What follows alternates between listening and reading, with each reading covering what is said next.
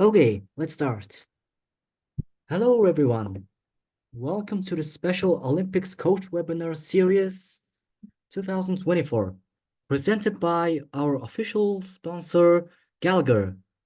Thank you to Gallagher for their continued support as the official sponsor of Special Olympics Sports and Coach Programming. Thank you to you all for joining today's workshop as we look to offer coaches more learning opportunities around the areas you want to learn. I'm very glad to host this webinar today. Today's workshop is all about common swimming, disqualifications, and how to reduce them with good coaching. There are a few housekeeping points we have for today's webinar. This webinar offers simultaneous interpretation in 8 languages. You can choose your language using the globe button at the bottom of the screen. Please add any questions you have for the speakers in the chat or questions and answers function. Before we start with our training, let me introduce myself. I'm Yeruult Batbayr. Now I'm 22 years old. I am a Special Olympics athlete from Mongolia. I play table tennis and do swimming. And outside of Special Olympics, I play piano. And I'm very proud to serve as a Sargent Shriver Global Messenger as one of 10 Special Olympics athlete leaders from around the world. I've been trained to be a high-profile public speaker, sharing the incredible stories and achievements of our athletes and advocating for the power of inclusion. I'm thrilled to have all of you here with me today and hosting this coach webinar. I've been swimming since I was a child, and in 2016, I participated in the Special Olympics East Asia Games for swimming in the 100-meter freestyle in Hong Kong, and I won a gold medal, which was a significant accomplishment for me.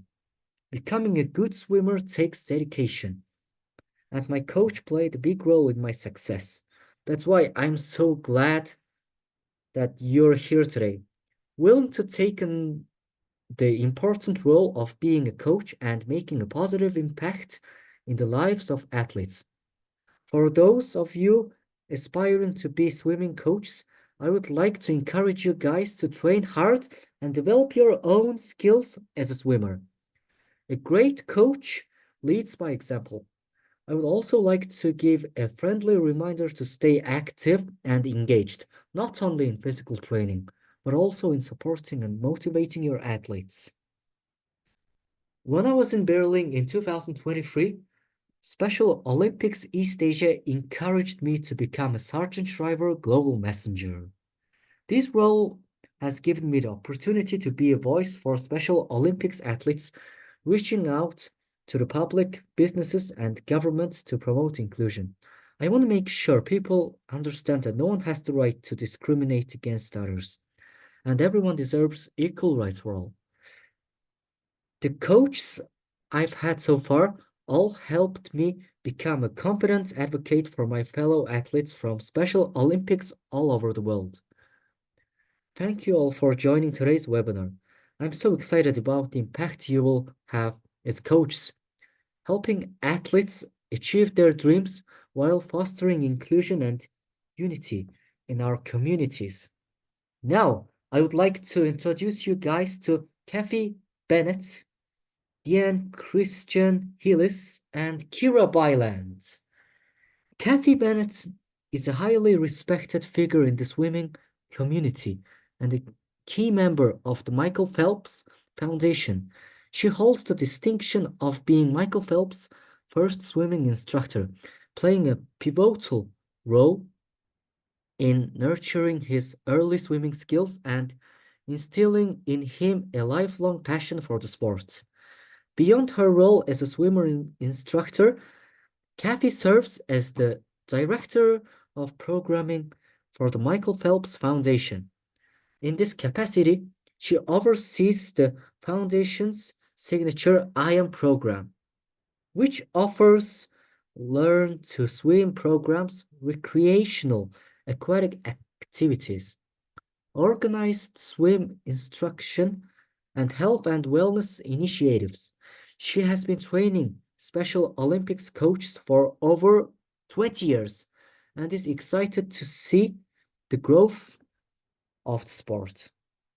Dian Christensen Hillis has been teaching children with development disabilities how to swim for 40 plus years. With inspiration from her daughter, she was intentional as she created opportunities to elevate swimmers with disabilities in the US in 1991. She started Special Olympics swim program at a YMCA to provide extended sports training and experiences. Dian has served as a coach and head coach at a number of national and international Special Olympics competition, including World Games in Shanghai, Athens, Los Angeles, and Abu Dhabi. In 2011, Dian joined the Michael Phelps Foundation as an IM ambassador, where she assisted with the implementation of the IM program for Special Olympics in coach training and athlete excellence. Kiera Byland BEM is the current Special Olympics Global Athlete Congress chair, enabling her to be the voice of over 4 million athletes worldwide. As she reports back to the SOI board, her sports are swimming, equine, and cycling. She's qualified sports coach in cycling, swimming, and has a BTEC level 3 diploma in sport. Kiera is a passionate advocate for the physical, emotional, and mental health of people with intellectual disabilities, especially women and girls. Welcome to the Michael Phelps Foundation and Kiera. Thank you.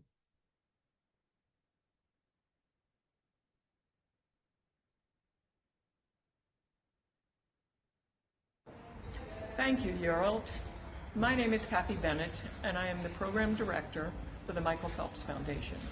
We've been teaching swimming for over 50 years, and I was fortunate to be one of Michael's first swim instructors when he was a kid. Michael always dreamed big, and after winning 8 gold medals in the 2008 Beijing Olympics, he created the Michael Phelps Foundation. He wanted to change the sport of swimming. The programming that we use at the Foundation is based on the same methods I use teaching Michael and many others how to be comfortable and confident in the water.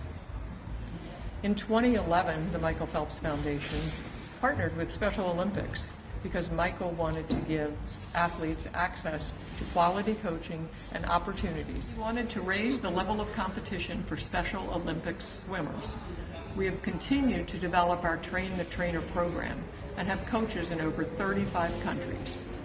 Today, we are going to be providing you with information on most common swimming disqualifications and the impact that can have on your swim. We are specifically addressing the data we have received from previous World Games and other top-level competitions. We all have the same goal, to decrease the number of disqualifications in upcoming meets. So now I'm going to hand this over to Dian Christensen, one of our amazing IM ambassadors.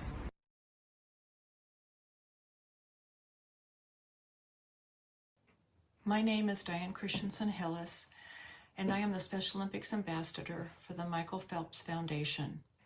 I have been coaching Special Olympic athletes for many, many years. We recently held an IM coach training in Ireland, and in preparation for the training, we looked at some recent data on disqualifications from the last few national and international Special Olympic meets. Swimming disqualifications happen. Swimmers of all levels have a memory of being disqualified and the emotions that come with it. From a false start in a relay exchange to the wrong way to finish in a breaststroke race. Swimming has lots of rules, and you and your coach need to become familiar with the rules for both Special Olympics and your national governing body rules where you live. When you get disqualified, you have broken a rule during your race and your time and place will not count. A disqualification only applies to a single race, as a relay when all 4 swimmers are disqualified, or an individual event. If a swimmer has more races after the event they were disqualified, they are able to swim them. When disqualified, you are allowed to finish your race. The official will talk to the swimmer and their coach after the race to let them know why the swimmer was disqualified. It is important for coaches to focus on avoiding disqualifications in competition. Of course, the work begins long before we get to competitions.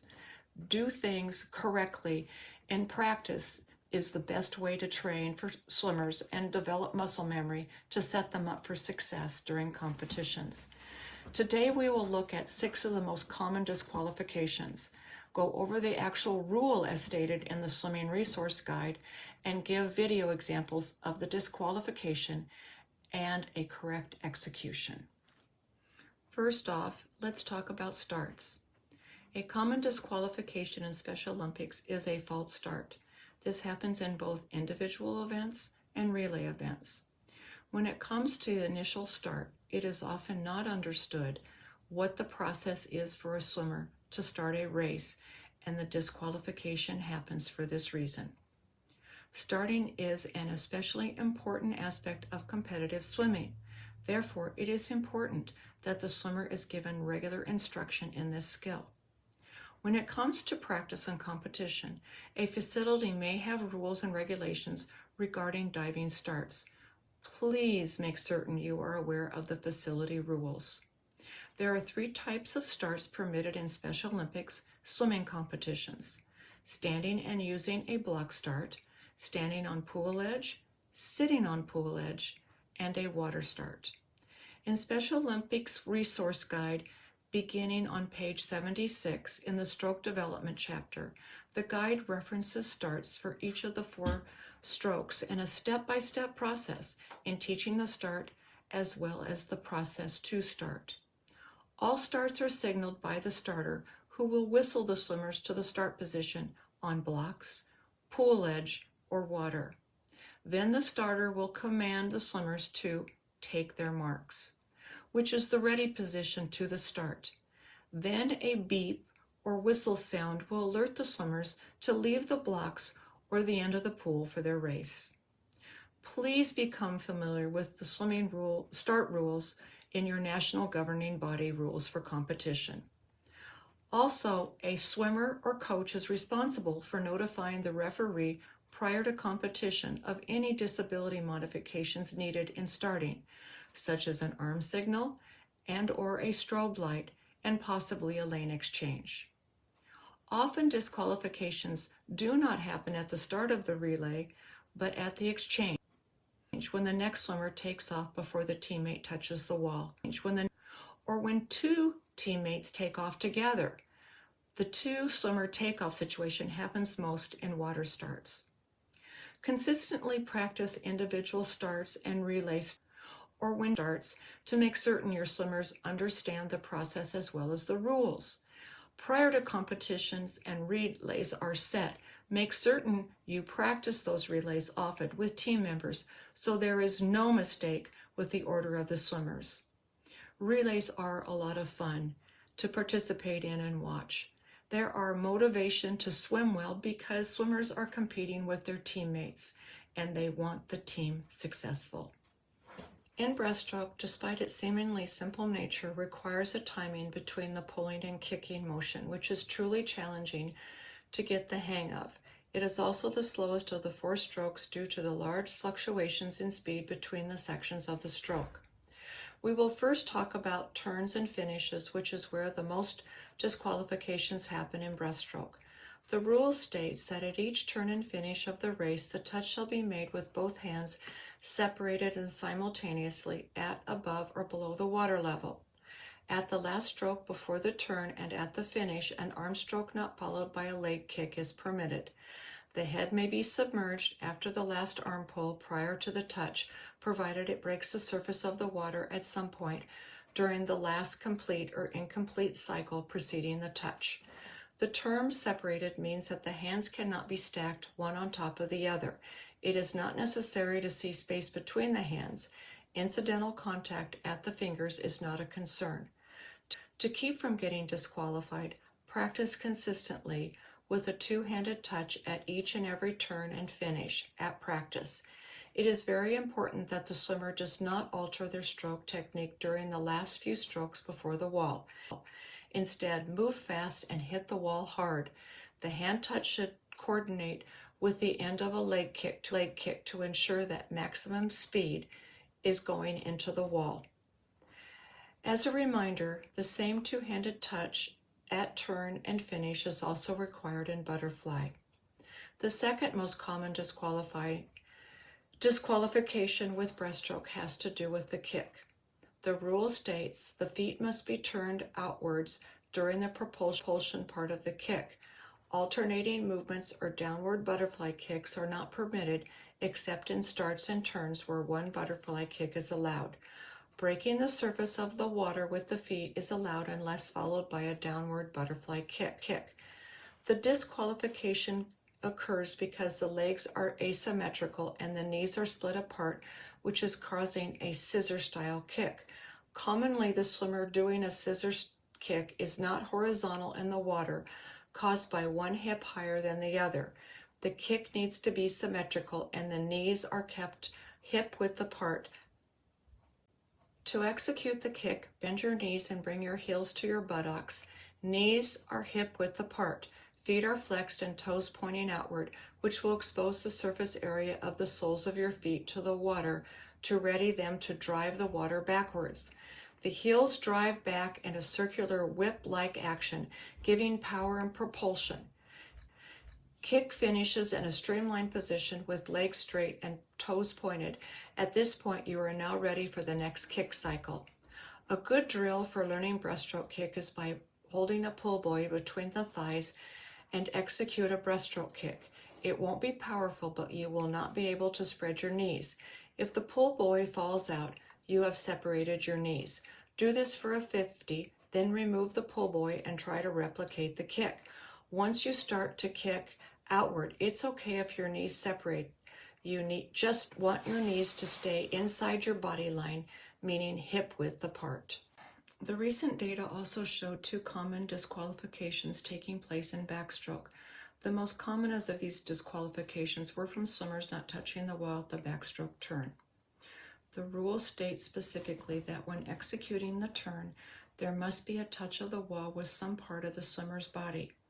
During the turn, the shoulders may be turned over to the breast, after which an immediate continuous single arm pull or immediate continuous double arm pull may be used to initiate the turn. The swimmer must have returned to the position on the back upon leaving the wall. Building an effective backstroke turn starts with knowing stroke count. Since many Special Olympic swimmers are now executing the backstroke front rollover turn, it becomes apparent that error in stroke count for execution of the turn happens, and the swimmer rolls over too soon and misses the push from the wall, and the disqualification happens. Backstrokers need to know their stroke count, from spotting the flags to when they need to roll over to perform the flip turn. To accurately perform the turn, you need to first count your strokes between the flags and your wall touch. Then deduct one stroke from this count, and this will be the number a swimmer uses to effectively perform the rollover turn. Practice consistently backstroke turns at different speeds, and practice at least 2 times a week your backstroke turns at the fastest speed you can master to learn to efficiently perform your backstroke turn. The second most common disqualification in backstroke is the swimmer not finishing the backstroke race on their back. Again, the finish is based on stroke count. As you prepare to finish, keep length of stroke consistent and the kick stays vigorous into the wall. The last stroke to the wall does not recover as a backstroke.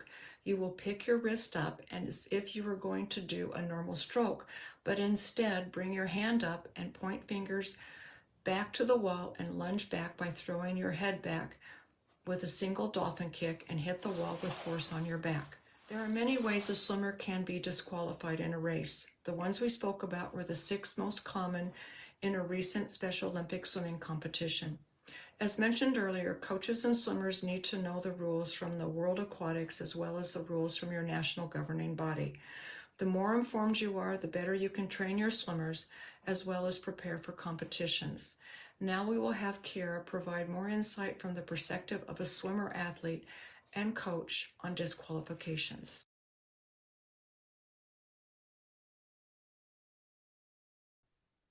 Hi, I'm Kiera. Thank you so much to Gallagher for this opportunity to share my experiences as a Special Olympics athlete and as a level 2 swim teacher. Learning to swim was really hard for me. I have dyspraxia and I struggle with numbers and counting. I don't have positive memories of my swimming lessons, as I was always the last swimmer to move up in the class. Let me give you an example. Because I have shorter arms, I couldn't push myself out of the water at the wall, so I didn't pass that stage. And everyone else moved up but me. I have a lot more examples, but I'm sure you get what I mean. This was really demotivating. I didn't want to carry on swimming, but because I live next to a river, my mum wanted me to learn to be a confident swimmer. My mum had a word with the swimming teacher, and they talked about what I could do physically, how I learned best, and the teacher agreed to make adjustments. They really helped me moving forward. Just a thought, if you're not too sure, just ask. Let me give you an example. I'm a visual learner, so seeing someone in the class who is more advanced swimmer than me, someone that I could copy, has always helped me. I need a positive role model. I still do.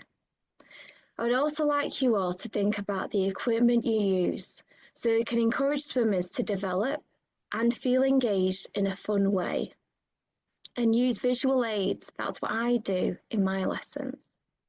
I need clear, simple, consistent communication. For me as a swim teacher, learning what makes your athletes feel safe, happy, and how they learn best is a good starting point. Something for you to think about. Do you have a one-page profile on your swimmers? I'm learning asking the right questions gives you the right information you really need to support them. I began to swim competitively, but I seemed to get disqualified a lot in breaststroke. One of my coaches noticed swimming my breaststroke on an angle. We call this a corkscrew leg kick. I had also begun to get very sharp pains in my ankles when I used my fins. So they suggested getting checked out by someone. One of my family members took me to see a physio. It turned out it wasn't my ankles, it was my hip alignment. I was given lots of activities to level out my hips, which not only improved my breaststroke, but my core stability. I stopped getting disqualified for that stroke.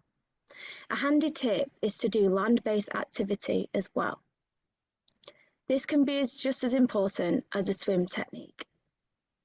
Because I'm a qualified swim teacher, I can also help my fellow Special Olympics athletes. I think sometimes that peer-to-peer is a good way to help. I watch their technique, I give them tips. For example, I noticed a few of the athletes only touched the wall with one hand at the end. And we all know in breaststroke that can be a disqualification. I ran a session and I got in the water to demonstrate the touch technique. It really worked. When we talk about disqualification, for me it's really important that athletes can receive this information in a timely manner and give simple explanation to why disqualification has been given. This can help athletes not only improve for their next race, but also if the swimmer feels the disqualification is unjust, it can be challenged. Another hard stroke that I found was butterfly.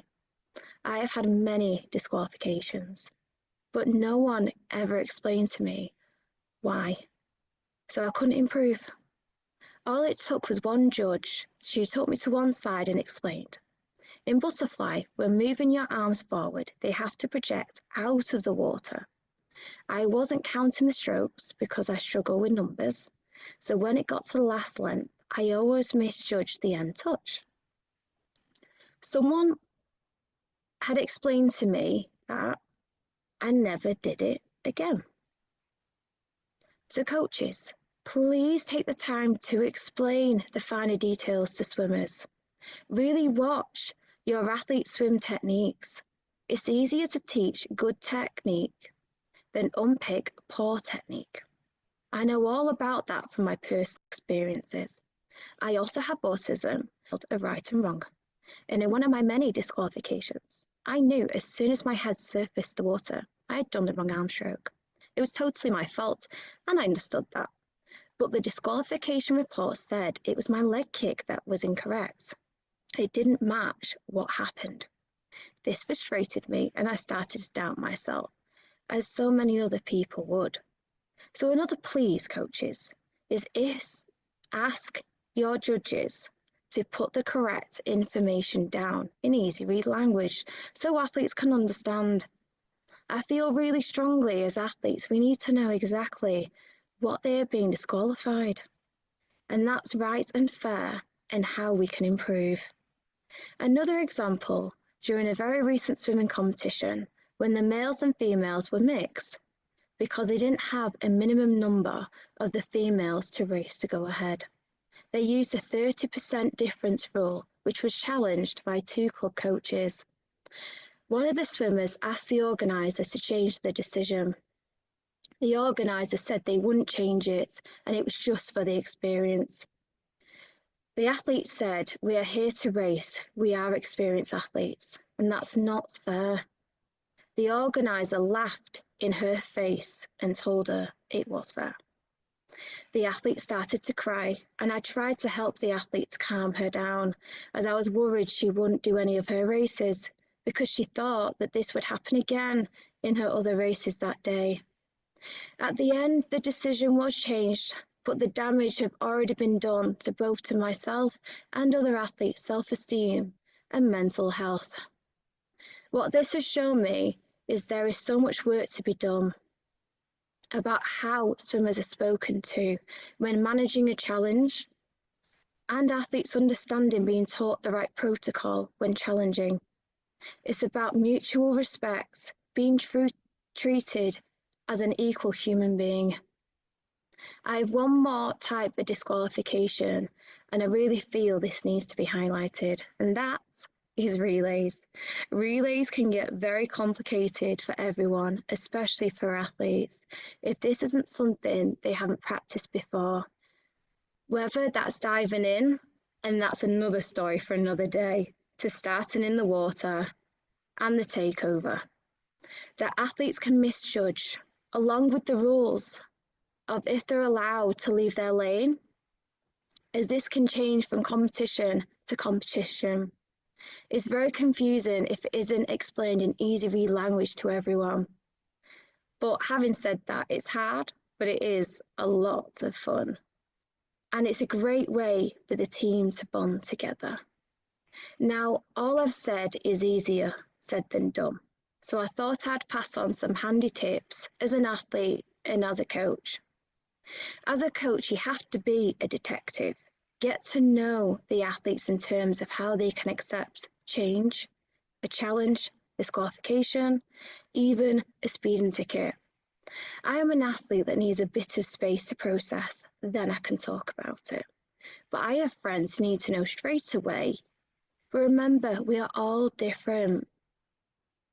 A one-size-fits-all approach doesn't work. I have a quick story about an athlete at his first Special Olympics swim competition. During the training, the coach had timed him for his entry time. At the event, he got 3 speeding tickets. He was so fast. It turned out that his mum asked him, and he said, "Well, I never swim that fast in training. I might injure myself, so I saved it for this competition." The moral of this story is ask the right questions, be that detective, make the effort to learn about every athlete, don't assume. We all learned that day to explain why going really fast when being timed is just as important as the competition. Please see speeding tickets as a positive experience because it really is. Just to summarise. 1. If you're not sure, just ask. Do you have a one-page profile and your swimmers? Asking the right questions can give you the right information you really need to support them. 2. Find out the learning style of your athletes. 3. Use appropriate equipment to engage athletes. 4. Watch the swimmer's techniques is the finer details that can help stop and change a disqualification. 5. Ask judges to give disqualification information in easy read language and in a timely manner. 6. Make sure all technical staff know how to communicate with athletes with IDD and please offer them unified training. And 7, my last point, do land-based activity so it can improve swimmers' core stability.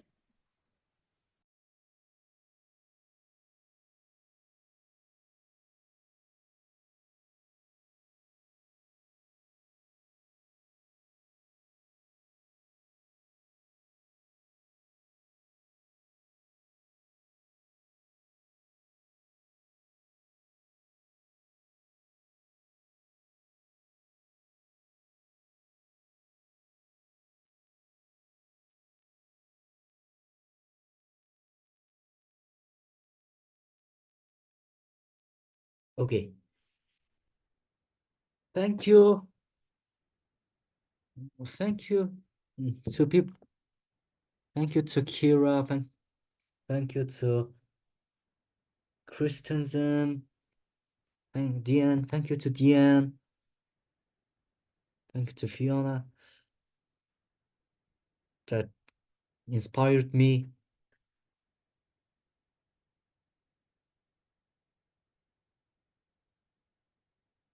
Okay, now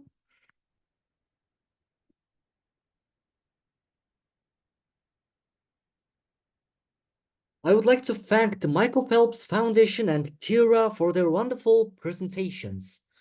The information will be so beneficial to all of our Special Olympics coaches. At the end of our webinar, I would like to give you a friendly reminder of the resources that Special Olympics offer to us. There are a number of fantastic resources for coaches to continue to learn and improve their coaching knowledge. First of all, is the Special Olympics online learning portal. It has a huge number of courses relating to coaching, fitness, health, and protective behaviors. The link to the online learning portal is in the chat. Secondly, the Special Olympics website, which hosts a number of different resource pages for different areas. Be sure to check our resources specialolympics.org for access to all of these amazing resources, including unified sports, divisioning, and swimming specific coaching resources. All of these pages will help you with your coaching of Special Olympics athletes. Last but not least, the dashboard for the coach webinar series. This year, we continue to have our interactive dashboard for you to engage more with the webinar series. Here, you'll find links to resources, recordings of webinars, the presenters' slides, and the option to ask our presenters and hosts questions. This interactive dashboard is your one-stop shop for everything Coach Webinar Series related. Once again, thank you to everyone for attending today's swimming workshop and for your work as a Special Olympics coach. The next workshop is the final workshop of the 2024 Coach Webinar Series. It will be all about athletics. Register now if you haven't already, so you don't miss out. Thank you again to our partner Gallagher for their support of the Special Olympics Coach Webinar Series 2024. Goodbye.